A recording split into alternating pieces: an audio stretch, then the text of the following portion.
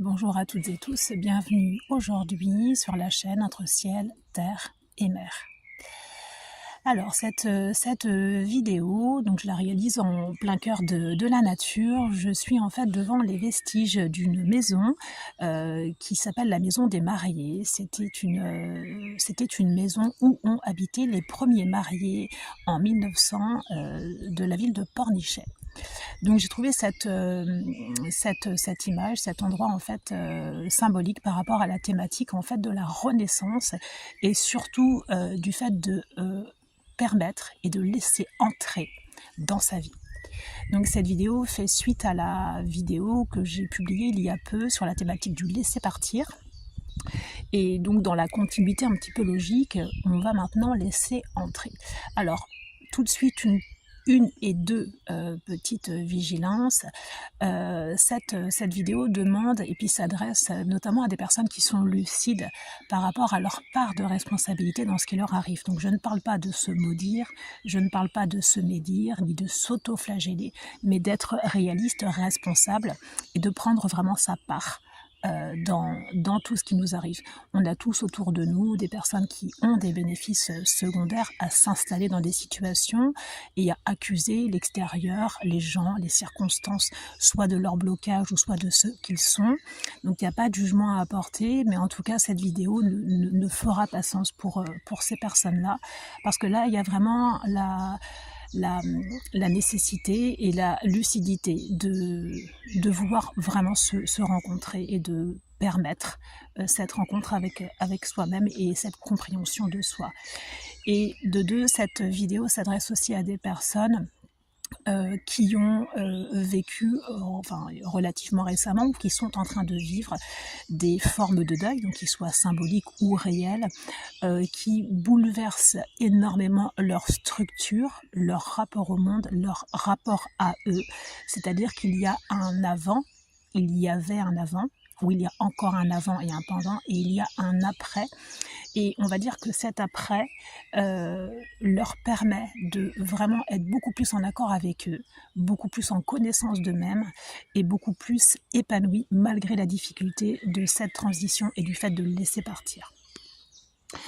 Donc dans cette fin de la parenthèse, je vais prendre l'exemple parce que quand on parle justement de laisser partir et de laisser entrer, eh bien on pense très souvent forcément aux situations de deuil, aux moments de transition où on doit laisser partir quelque chose ou lorsque l'on est obligé de laisser partir quelque chose que l'on n'a pas choisi de laisser partir.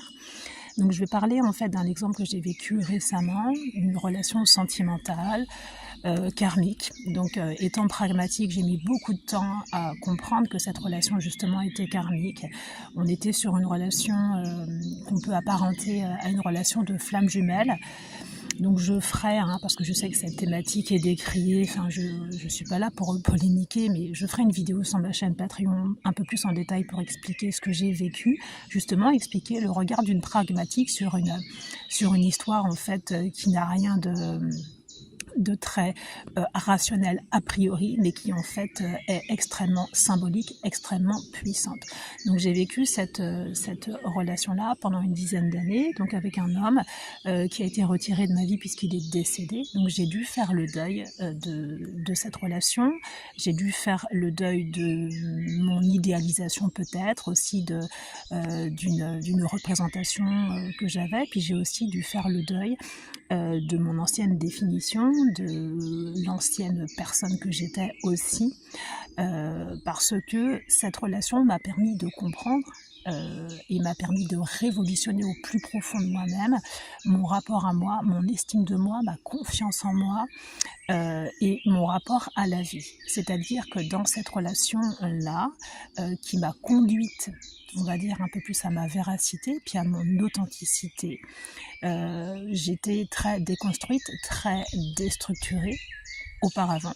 Et le fait d'avoir traversé cette relation-là, qui m'a mis en miroir devant moi qui j'étais, parce que dans ce type de relation karmique, l'un et l'autre sommes les miroirs l'un de l'autre. Et dans certains cas de nos ombres les plus puissantes, ce qui explique ces notions d'attraction et de répulsion dans ces relations qui sont très importantes, avec aussi ce rapport magnétique et cette fusion impossible d'une certaine façon dans la matière, mais très importante dans la spiritualité et dans les sphères invisibles. Donc cette relation-là m'a permis vraiment de m'ancrer, de redéfinir un nouveau rapport à la vie. Forcément, je ne disais pas ça dans les 5-6 premières années où je comprenais pas, où je pensais même que j'étais dans une relation toxique et perverse. Mais ça, c'était avec les codes en fait des couples tels qu'ils nous sont proposés dans une relation amoureuse telle qu'elle est entendue. Là, on était vraiment dans une autre type de relation. Dans un autre type de relation sur laquelle on ne peut pas vraiment calquer en fait de modèle, parce que c'est des relations qui sont difficiles à vivre dans la matière et qui ne sont pas vouées, je pense, à conduire à des histoires de couple telles qu'on l'entend. Toujours est-il que ce deuil-là me permet de commencer à poser des jalons en fait d'une nouvelle identité, d'un nouveau paradigme et de justement vouloir laisser entrer. Ce que je veux dire, c'est que dès l'instant où on laisse partir, où on est forcé de laisser partir et qu'on veut laisser entrer, il y a un sas, il y a un entre-deux. C'est un peu comme quand il y a une inspire et une expire. À la fin d'inspire, il y a un petit temps de suspension avant d'expirer. Ou une autre image, quand on fait un saut, à un moment donné, les 2 pieds sont décollés du sol. Et bien justement, dans cette avant laisser entrer, il y a cet entre-deux où on est un peu dans un état de suspension, de flottaison, où justement, comme nos structures ont été vraiment bouleversées, notre rapport identitaire a été changé, notre rapport au monde aussi, on peut être complètement perdu et complètement dans le flou. Et justement, on ne sait pas trop à quel sens se vouer, au sens propre, comme au sens figuré. Il n'y a plus vraiment de sens, pas vraiment de cohérence, plus rien n'a de sens.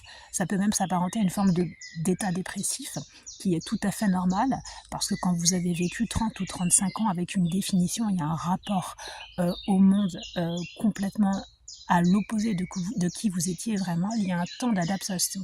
Donc ce que je vous propose dans cette vidéo, c'est vraiment d'essayer de rendre concret et solide cet espace-là, cet entre-deux, et d'éviter de le nourrir, parce qu'on est tenté, justement, quand on est confronté à cette absence de sens, à même une perte de sens existentielle, on est confronté, en fait, de s'abrutir, de faire rentrer de la vie, de surconsommer de la vie, pour éviter d'être confronté, justement, à cette absence de vie, entre parenthèses, dans ce moment d'entre-deux.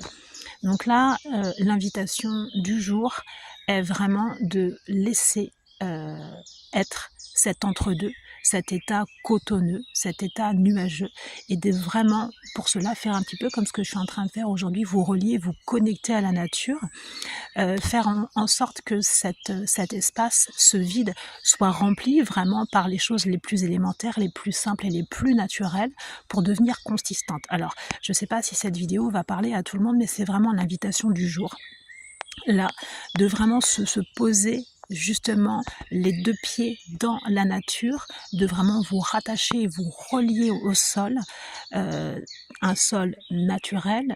On n'est pas là dans une symbolique, on n'est pas sur des méditations. Alors pour toutes celles et tous ceux qui ont des parcs à côté de chez eux, eh bien essayez au maximum de pratiquer des marches de pleine conscience, de la respiration en pleine conscience, pour essayer justement de vous réancrer et d'associer à cet entre-deux, entre le fait de laisser partir et laisser entrer.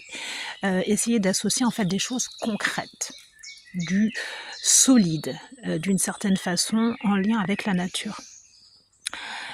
Et puis, ce que je peux aussi vous conseiller, donc toujours dans cette même reliance à la nature, moi j'utilise beaucoup les élixirs floraux.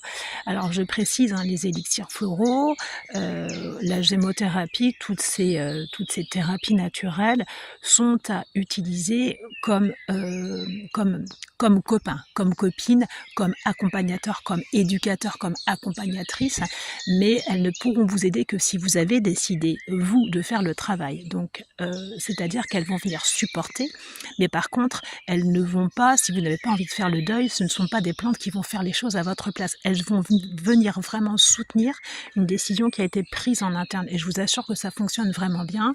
J'ai essayé, moi, de le faire à certains moments, de faire voilà, des formes en fait de guérison par rapport à des choses que je ne voulais pas voir. Donc j'ai pris des plantes, bon forcément ça n'a rien donné, parce qu'à la base en fait je n'étais pas acteur de la démarche. Donc moi c'est ma façon de faire, donc certains peuvent se faire accompagner dans cet entre-deux, soit par des thérapeutes, des sophrologues ou des psychologues. Donc après, chacun voit midi à sa porte. Moi, j'utilise beaucoup les élixirs floraux et justement, dans cette étape de fin de deuil et de début de laisser entrer, de début de renaissance, il y a 2 plantes que j'utilise. La première plante en élixir floral que j'utilise, c'est l'aubépine. L'aubépine, elle aide vraiment à soutenir et à décontracter tout ce qui se contracte au niveau du cœur, donc au niveau organique, mais aussi au niveau émotionnel.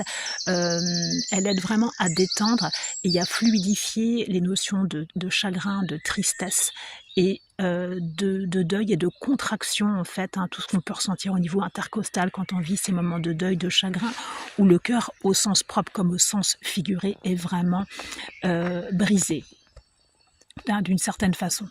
Donc l'aubépine va vraiment vous soutenir et vous aider. Donc ça c'est vraiment en élixir floral une plante très intéressante pour vous accompagner dans vos deuils ou dans le deuil que vous avez à faire en ce moment. Et la deuxième plante qui est vraiment très très très bonne aussi, en tout cas selon moi, elle s'appelle l'asphodèle. Et elle aide vraiment pour tous les épisodes en fait de transition, de renaissance, pour s'ancrer, pour laisser rentrer la vie. Et cette plante-là est aussi magnifique à ce niveau-là. Donc renseignez-vous. Donc je vais vous mettre les photos avec les noms latins des 2 plantes pour ne pas que vous ne vous trompiez. Donc après, il y a beaucoup d'herboristes qui proposent ces élixirs floraux.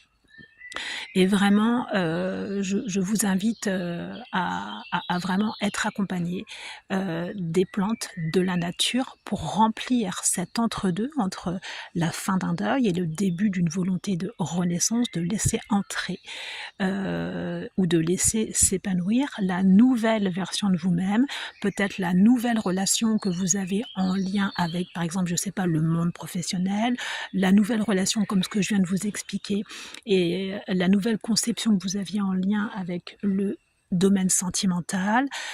Vraiment, appuyez-vous sur tout ce qui peut venir vraiment vous rapprocher encore plus de votre authenticité dans cet état un petit peu de transition entre l'avant et l'après. Donc j'espère que cette vidéo vous aura éclairé, vous aura apporté en tout cas des éléments pour vraiment vivre le plus confortablement possible cette étape de transition. Cette étape de transition qui est vraiment, je le reprécise une dernière fois, liée à des déconstructions identitaires ou des déconstructions en fait en termes de croyances ou de rapport au monde qui sont très très importantes et où il y a vraiment une différence entre l'avant et l'après et maintenant, c'est-à-dire dans l'après relation, vous êtes vraiment, même si ça a été compliqué et difficile, beaucoup plus en accord avec vous et beaucoup plus en connaissance de vous et beaucoup plus épanoui malgré la persistance et l'empreinte du deuil et de la tristesse. Voilà, je vous souhaite une très belle fin de journée et vous dis à très bientôt. Au revoir.